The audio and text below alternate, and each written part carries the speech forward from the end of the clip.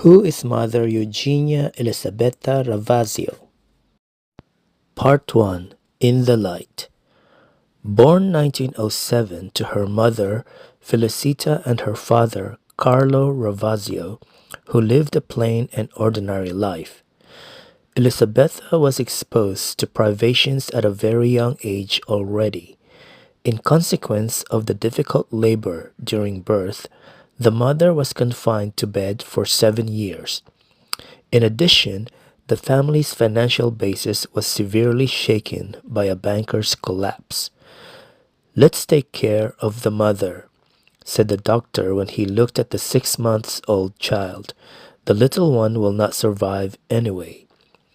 The little one did not die, however, but at the age of 4, she was still underdeveloped. She did not talk, she did not walk.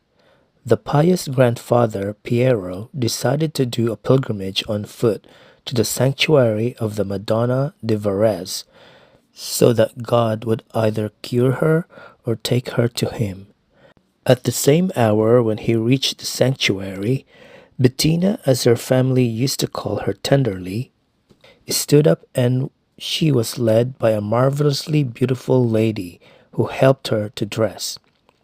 She presented herself to the parents, who accepted this event as a miracle, and, being nearly torn between astonishment and overwhelming joy, expressed their thanks to Our Lady. When the parents took the little girl to the sanctuary of Saint Mary during a Thanksgiving pilgrimage some time later, Bettina called out at the sight of the statue figuring Our Lady, "This is the lady who dressed me." At the age of 20 in the year 1927, she joins the French Missionary Order of Our Lady of the Apostles at the Diocese of Grenoble. There she is awarded the extraordinary grace to receive several apparitions and messages of the Heavenly Father in 1932. She was at that time 25 years old. The competent bishop, Monsignor Alexandre Caillot, retains qualified clergymen, theologians, and priests for a thorough study of her personality and of the contents of her messages over a period of 10 years, from 1933 to 1943, achieving the following result. Following the best of my knowledge and belief and being aware of my responsibility to the Church, I declare solely a supernatural and divine influence is able to provide an explanation of the present facts in a logical and satisfactory manner. After only 8 years of congregational life and being just 28 years old, she is unanimously elected to become General Mother Superior by the whole congregation. And due to her superhuman capacity to perform, she holds this office for 12 years, from 1935 till 1947.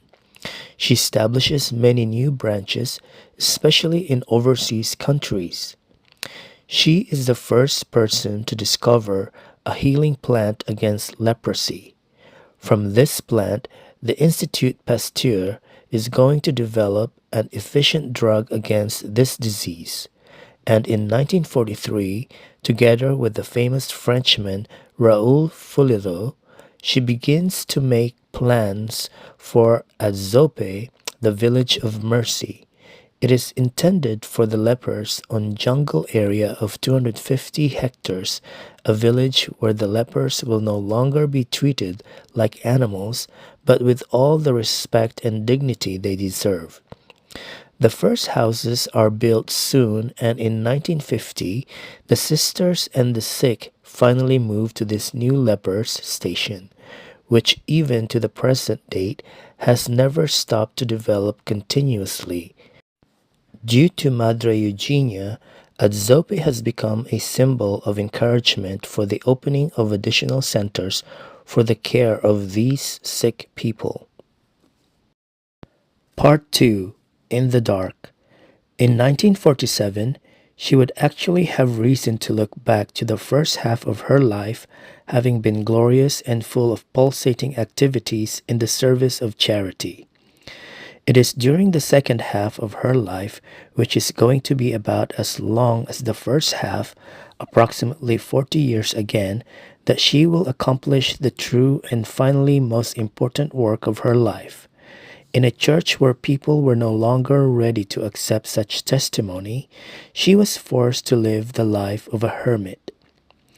Defamed and humiliated, she crosses the desert of the fatherless society, which shows a particularly destructive effect within the church.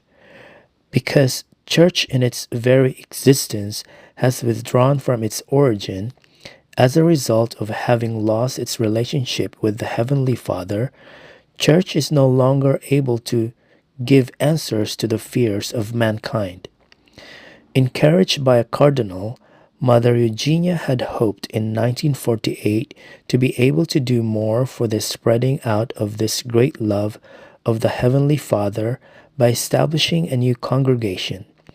It took 40 years until the Bishop of Albano would announce his official approval in 1988. From 1948, having been rejected over and over again by most various kinds of ferocious adversity, there is difficulty without end. She follows her own special way of the cross till 1972, when everything is torn down and she has to put her new congregation garment away again. Her far greater achievement now lies in her patient endurance during this darkness and whilst waiting for other ways the Heavenly Father may show her. And finally, in 1980, she brings her 4 sisters from an Italian school congregation who again leave their own congregation to join the Madre or the Father's project respectively. They let themselves be seized by the special presence of the Father whom they can feel to be near the Madre example by his great love and goodness touching them through his instrument. In 1988, together with her, they are granted the above-mentioned approval of the Unitas in Christo ad Patrem by the bishop, and in 1989, they're able to release the first authorized publication of the message of the Heavenly Father in 3 languages and with the imprimatur of the General Vicar of the Vatican. On 10th August of 1990, Mother Eugenia goes home to the Father, or rather, she goes ahead. Let's stop here for a moment and I'll just make a short comment. So it says here that she goes ahead of the Father to heaven when she died in 1990, meaning that in 1990, God our Father was here. Let's continue. From the New Life, Callings to the Promised Land.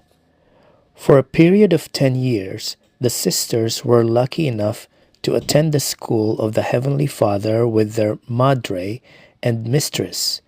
Now they nevertheless do not feel like poor orphans at all.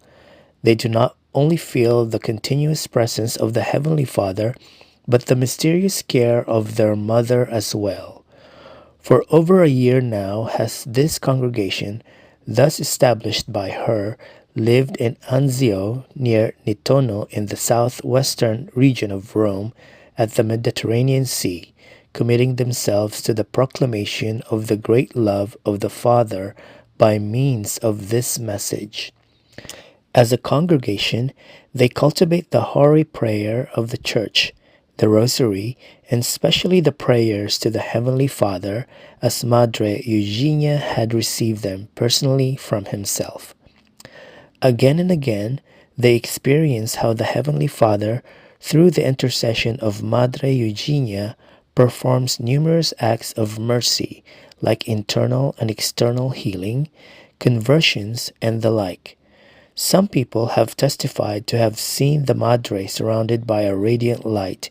She was able to make them understand that the Heavenly Father is very happy when his message is read and in particular disseminated in unity with them.